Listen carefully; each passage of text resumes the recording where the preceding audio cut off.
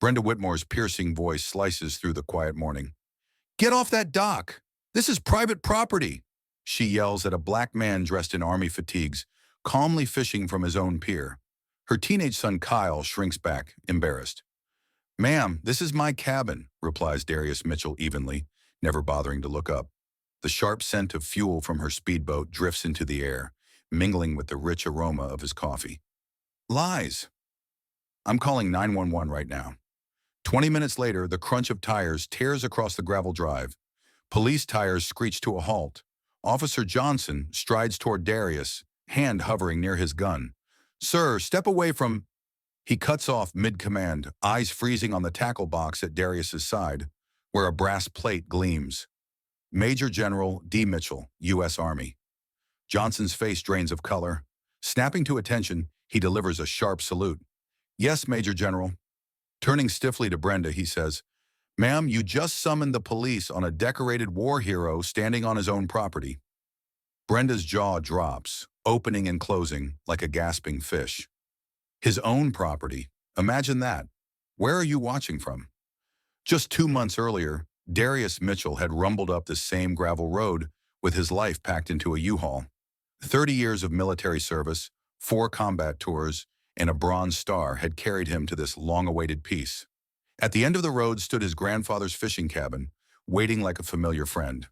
Its cedar shingles had weathered to the color of mist, and it rested on 2 acres of prime shoreline, the largest grandfathered lot on all of Clearwater Lake. Grandpa Joe had purchased the cabin in 1944 with his GI Bill money, back when the lake was nothing more than a quiet fishing hole. Now Riverside Estates crowded around it, 40 polished cabins where lawyers and doctors played at being outdoorsmen on the weekends. But Darius had inherited far more than just land.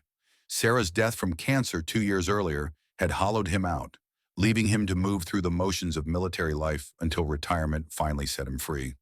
No children, no family left. Only memories etched into these pine walls. The cabin's musty scent of aged wood mingled with the faint aroma of his grandfather's pipe tobacco still lingered in the corners. That first week felt perfect. He replaced the rotted dock planks, each steady hammer strike echoing over the still water. He repainted the cabinets in their original deep forest green, the very shade Grandpa Joe had chosen decades ago. The labor felt good, grounding, honest, even healing. Then came the knock.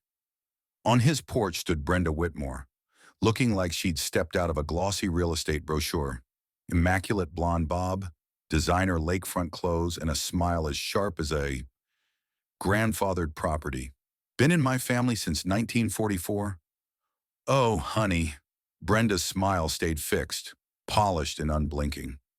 "That old grandfathering rule doesn't really apply anymore. We've updated the community standards. Can't have people just doing whatever they please." The way she lingered on people made Kyle shift uneasily. The boy had good instincts. "The fine begins immediately," she pressed on. "Of course, if you decided this community wasn't quite the right fit, I do have clients eager for lakefront properties. Tremendous development potential." That familiar calm settled over Darius, the same steadiness he'd carried into hostile territory. His voice was even. "I'll be keeping the cabin, ma'am. We'll see about that."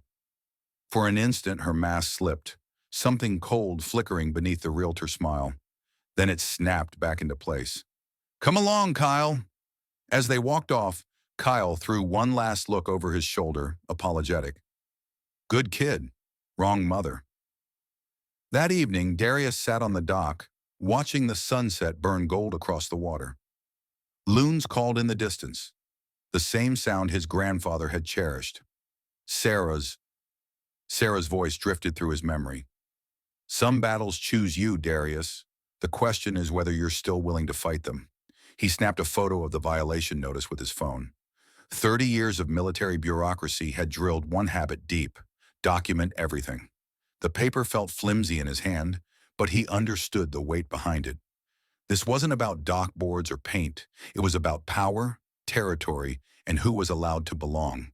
From the deck next door, his neighbor Martha Kowalski lifted a hand in greeting. Sweet. Martha was a Polish grandmother, probably pushing 80, still living in her family's original cabin from the 1960s. On his first day, she'd brought over a casserole and swapped stories about his grandfather's legendary fish fries. "Everything all right, dear?" she called across. "Just getting acquainted with the neighbors, Martha." Her face clouded. "That Whitmore woman giving you trouble?" "She's been a plague on this lake since she arrived. Drove the Hendersons out last.